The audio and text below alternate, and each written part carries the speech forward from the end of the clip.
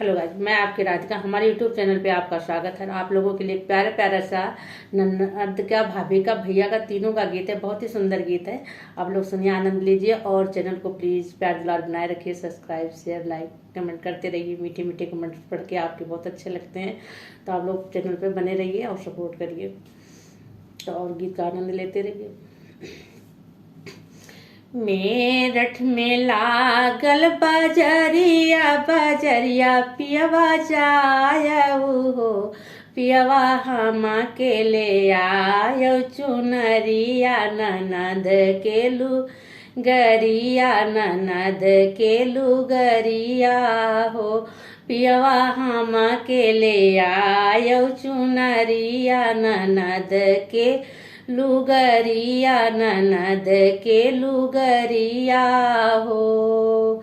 यतनी बचन सुनै पियावा, तो हड़ा फिताड़ा फी बोलै हो, धाना बहिनी कै गोराई दहिया, चुनरिया उन पैसो है, चुनरिया उन पैसो है हो, धाना बहिनी कई गोराई दहिया, चुनरिया उन पैसो है, चुनरिया उन पैसो है हो।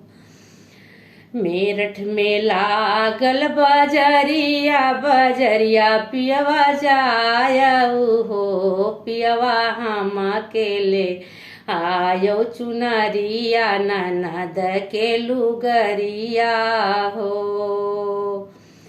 मेरठ में लागल बजरिया बजरिया, पियवा जायऊ हो, पियवा हम के ले आयो पलंगिया, ननद के खटोलवा, ननद के खटोलवा हो।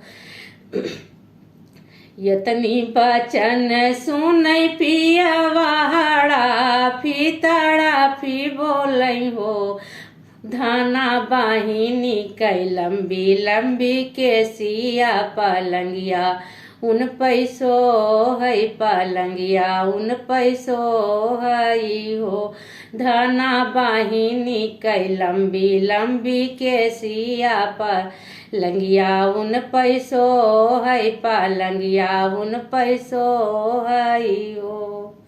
मेरठ में लागल बजरिया बजरिया, पियवा जायऊ हो, पियवा हम के ले आयो चुनरिया, ननद के लुगरिया हो।